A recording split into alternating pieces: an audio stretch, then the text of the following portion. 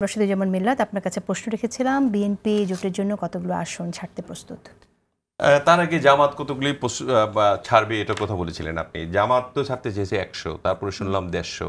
আবার আমাদের স্থায়ী কমিটির সদস্য জনাব সালাউদ্দিন সাহেব তিনি বলেছেন প্রয়োজনে তারা 250 ছাড়বে।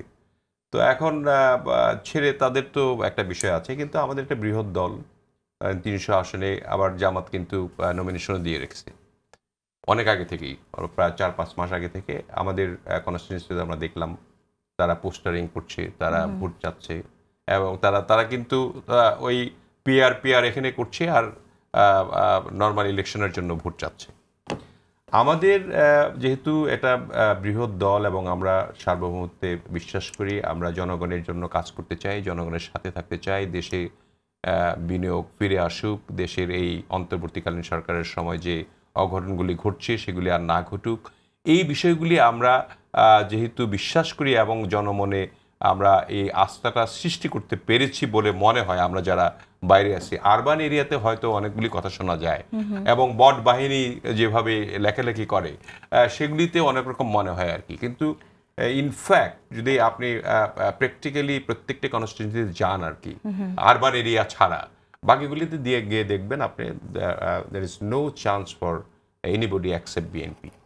এবং সেক্ষেত্রে আমাদের দেখেন প্রত্যেকটি নির্বাচনী এলাকায় 2-3 করে প্রার্থী রয়েছে, যোগ্য প্রার্থী। সেই যোগ্য প্রার্থীরা তাদেরকেও আমরা ইদানিং বলছি যে সকলকে ঐক্যবদ্ধভাবে দেশকে গড়ার জন্য কাজ করতে হবে। তো আপনারা ভেবেছেন কিনা যে জোটের শরীকদের জন্য কতগুলো আসন ছাড়তে পারবেন? আমরা একটু মানে জোটের জন্য কতটুকু ছাড়বো আমরা জানি না, কিন্তু মোটামুটি ভাবে আমরা 200 আসন এখন মোটামুটি ঠিক করে ফেলবো। 100 থাকবে, সেই 100তে ধরেন আমাদের মধ্যে একই জায়গায় হয়তো 2 জন একই জনপ্রিয়তার মধ্যে আছে, তাদের মধ্যে কাকে দেওয়া হবে এরকম এগুলা নিরসন করবেন তিনি আসার পরে। তারপরে আমাদের যুগপৎ আন্দোলনের সঙ্গে যারা ছিলেন, যেমন সাকিবের ছিলেন, তাদেরকে আমরা আনবো, আমরা জোটে আনবো আর কি। আমরা যুগপৎ আন্দোলনে যারা ছিলেন, যারা সক্রিয় ভূমিকা রেখেছেন পতিত সরকারকে বিরুদ্ধে আন্দোলন করার জন্য, আমাদের 17 বছরে যে আন্দোলন আমরা করেছি তার সঙ্গে তাদের সংহতি প্রকাশ করে যেভাবে তারা আমাদের সঙ্গে ছিলেন এবং সাহসী পদক্ষেপ রেখেছেন, তাদেরকে অবশ্যই আমরা আনবো। আমরা ছেড়ে দেবেন, ঠিক আছে। কিন্তু আমার প্রশ্ন হচ্ছে, এবার তো নির্বাচনী আসন ছাড়তে পারছেন কিন্তু আপনারা মার্কা দিতে পারছেন না, সেক্ষেত্রে পরিস্থিতি কি হবে এটা আপনি ভেবেছেন? সেক্ষেত্রে ধরেন আমরা ধানের শীষ, আগে তো জোটে থাকলে ধানের শীষ পেত, এখন ধানের শীষ পাবে না, তার মার্কা সে করবে, কিন্তু সেক্ষেত্রে আমাদের ধানের শীষের যে প্রার্থী দেওয়ার কথা ছিল সেখানে আমরা প্রার্থী দিব না। ওকে, জুনায়েদ স্যারকে আপনার মন্তব্য শুনতে চাই। আপনার কাছে কি মনে হয় যে জোটে থাকবেন কিন্তু মার্কা ছাড়া নিজের মার্কা নিয়ে করবেন, আপনার মার্কা অতটুকু পরিচিতি সবার কাছে আছে কিনা, সব ভোটারসের কাছে যে বিজয়ী হয়ে আসতে পারবেন? এবং আপনার ক্ষেত্রে না, সবার জোটে আছে এটা আপনাদের কে বলল? এই যে জোটের কথা আমরা শুনলাম, যুগপথে ছিলেন এবং জোটে আসছেন, আন্দোলনে ছিলাম, এরকমটা শোনা যাচ্ছে। হ্যাঁ, আমরা যুগপথ আন্দোলনে ছিলাম, এখন আমরা আমাদের একটা নিজেদের জোট আছে, গণতন্ত্র মঞ্চ। আমাদের জোট সম্প্রসারিত হবে কিনা সেটা নিয়ে আমরা ভাবছি। আর যুগপথ আন্দোলনের যে পুরনো মানে আমাদের যে সমঝোতা, সেই সমঝোতার ভিত্তিতে আগামী নির্বাচনের কৌশল হবে কিনা সেটা নিয়ে আমাদের আলোচনা চলছে। যেটাই ঘটুক, আমাদের দল আমরা এখনো আকারে ছোট, কিন্তু আমরা বিশ্বাস রাখি আমরা জনগণের স্বার্থের প্রতিনিধিত্ব করি এবং জনগণের বৃহত্তর স্বার্থকে অ্যাডভান্স করার পলিটিক্স আমরা আমরা কখনোই কোনো নিজের দলের মার্কা ছাড়া কোনো নির্বাচনে অংশ নেব না। এটা আমাদের নীতিগত দলীয় সিদ্ধান্ত। না, সেটা উপায়ও তো নেই, আপনার তো এখন আইন যদি নাও থাকে তাতেও আমরা করবো না। মানে এটা যদি সুযোগও থাকে, এটা তো আইন হয়নি এখনো, এটা মানে হয়তো আইন নাও হতে পারে, প্রস্তাব যদি এটা আইন মানে না হয়, যদি সুযোগও থাকে তখন আমরা আমাদের দলীয় মার্কাতেই করব। সেটা যার যার পলিটিক্যাল পার্টির ডিসিশন তো আছে, সেটা তাহলে আপনি হয়তো করবেন, অনেকেই হয়তো আরেকজন নাও করতে পারে, আরেকজন অন্যরকম সিদ্ধান্ত নিতে পারে। আমরা এটা করছি। প্রথম কথা হচ্ছে যে রাজনৈতিক দিক থেকে যে জায়গাটা তৈরি হয়েছে, এখানে পোলারাইজেশন গুলো কিভাবে হবে সেটা আমরা দেখার বিষয়। কিন্তু নিঃসন্দেহে এই মুহূর্তে বাংলাদেশের প্রধান রাজনৈতিক দল কিংবা বৃহৎ রাজনৈতিক দল বিএনপি, ফলে তাদের দায়িত্বটাও কিন্তু বেশি।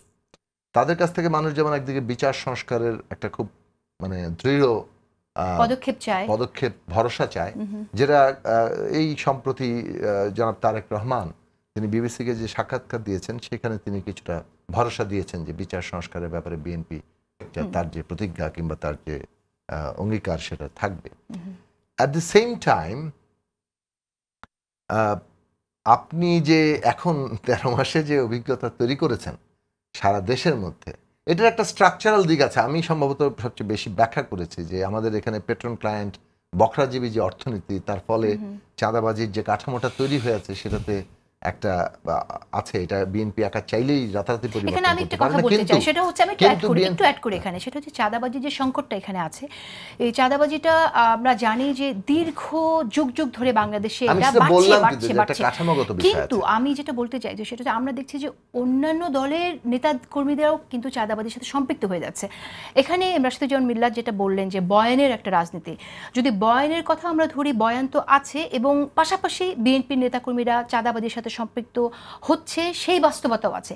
সেই জায়গাতে যখন কিনা রিয়েলিটি এবং বিএনপি নেতা, আমি সেটা উল্লেখ করেছি, হ্যাঁ, সেক্ষেত্রে আসলে বিএনপি নিচ্ছেন না, জামায়াত ইসলামী নিচ্ছে, এনসিপি নিচ্ছে, দলের বলেছে প্রকাশ করা সচিবালয় উল্লেখ করেছেন, কে সচিবালয়ের প্রাণ কেন্দ্রে একটা বড় ডিলের সিদ্ধান্ত নিচ্ছে আর কি টেম্পো স্ট্যান্ডে যাচ্ছে, সেই তো দক্ষতার ব্যাপার আছে।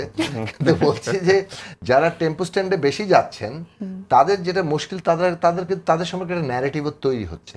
তো আমার আমার বক্তব্যটা হবে যে পরামর্শটাই এটা হবে, পরামর্শ অথবা এটা দেশের জন্য যে এত আত্মবিশ্বাস ভালো, কিন্তু ধরেন আত্মবিশ্বাসে না ভুগে জনগণের মধ্যে ওই ভরসা সৃষ্টি করা দরকার যে অভ্যুত্থানের পরের বাংলাদেশে মানুষ যে পরিবর্তন প্রত্যাশা করে সেই প্রত্যাশা পূরণে আপনারা অঙ্গীকারাবদ্ধ।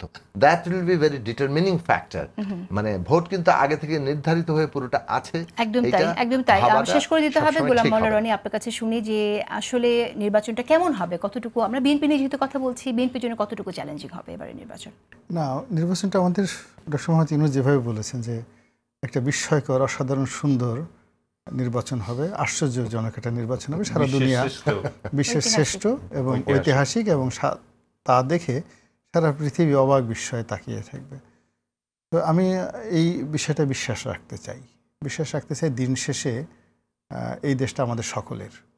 এখানে ভালো কিছু হলে মোরলেস আমরা সবাই জিতে যাব, আর যদি মন্দ কিছু হয় না, খুব অল্প কিছু মানুষ জিতে যাবে, বেশিরভাগ লোক যাকে বলা হয় হেরে যাবে। তো কাজেই এই 18 কোটি জনসংখ্যা অধ্যুষিত একটি অঞ্চল, এখানে আসলে গণতন্ত্রের কোনো বিকল্প নেই। যে যাই বলুক না কেন, এত বড় একটা রাষ্ট্র, এত বড় একটা জনসমাজকে শাসন করার জন্য, পরিচালনা করার জন্য গণতন্ত্র সবচেয়ে ভালো মাধ্যম। এখন সেই গণতন্ত্রের মধ্যে পিআর টিআর যে সমস্ত কথাবার্তা হচ্ছে, এটা সেকেন্ডারি কথা, কিন্তু মূল বক্তব্যটা তো গণতন্ত্র। আমাদের গণতন্ত্র লাগবে। আর বর্তমান যে সরকার, তারা যতই বলুক না কেন যে আমাদের জনগণের সমর্থন আছে ইত্যাদিতে, আসলে তারা গণতান্ত্রিক সরকার নয়। ওকে, এখন নির্বাচন নিয়ে কথা বলছি, বিএনপি কেমন করবে বলে মনে হয় আপনার? না, নির্বাচন হলে তো বিএনপি 280 সিট পাবে, এতে কোনো সন্দেহ নেই। 280 সিট নির্বাচন পাবে। তারা যদি ছেড়ে দেয় 50টা 100টা, সেটা তাদের ব্যাপার। তাও যেহেতু দলের অনেক জনপ্রিয় নেতাকর্মী আছে, যারা ইচ্ছা করলে সব প্রার্থীকে তারা যাকে বলে নিয়ন্ত্রণে রাখতে পারবে না, অনেক বিদ্রোহী প্রার্থী হবে শেষমেশ। ঘুরে ফিরে আসলে এখানে যে অবস্থা হয়ে গেছে, জামাতে 10-12টা সিট, এনসিপি একটা সিটও পাবে না, আর বিএনপির যারা লোকজন আছে তাদেরকে সিট। এটা জরিপ না, এটা আমার অভিজ্ঞতা বলতেছে, এবং এভাবেই আমার কাছে মনে হচ্ছে এরই ঘটবে আর কি। আমি প্রথম থেকে বলে আসছি গত 1 বছর থেকে যে ঘুরে ফিরে 280টা সিট বিএনপির মধ্যে থাকবে, বাকি 20টা সিট যেটা আছে সেটা অন্যান্য ইসলামিক দল যারা যারা সবাই আছে, কারণ বিএনপির যারা এর বাইরে যাবে না। একদমই 30 সেকেন্ডসে শুনতে চাই যে বিএনপিতে এই যে একাধিক প্রার্থী আপনারা কিভাবে ডিল করবেন, খুব সংক্ষেপে? আমরা প্রার্থীকে বলে দিচ্ছি যে বিএনপি যদি সরকার গঠন করে, সেই যেখানে একাধিক প্রার্থী রয়েছে তাদেরকে ডেকে আমরা বলছি। এটা আমাদের নেতা ভারপ্রাপ্ত চেয়ারম্যান জনাব তারেক রহমানের নির্দেশেই আমাদের কিছু বিভাগ ভাগ করে দেওয়া হয়েছে স্ট্যান্ডিং কমিটির নেতাদের। স্ট্যান্ডিং কমিটির সদস্যরা ডেকে ডেকে তাদেরকে বলছেন যে সকলকে ঐক্যবদ্ধভাবে কাজ করতে হবে, যাকে আমরা মনোনীত করব, মনোনয়ন দিব, তার পক্ষে সকলকে কাজ করতে হবে। যদি সরকার আসে, অনেকগুলি জায়গা আছে, সেই জায়গায় স্থানীয় সরকার নির্বাচন আছে, আমাদের পৌরসভা আছে, উপজেলা আছে, সেক্ষেত্রে হয়তো তোমরা করতে পারবা আর কি। এই ধরনের করে আমরা সংঘবদ্ধ আগেও আপনারা এই কথাগুলো বলেছেন, না সেগুলি তো সেই কাঠামোগুলি থাকতে হবে। তো সেই কাঠামোগুলিতে তো দলীয়ভাবে আমাদের তো লোকজন থাকবে, নির্বাচন করবে, পাশ করবে কিনা সেটা ডিফারেন্ট কেস, কিন্তু আমরা এইভাবে মনোনয়নগুলি এইভাবে ফিক্স আপ করবো।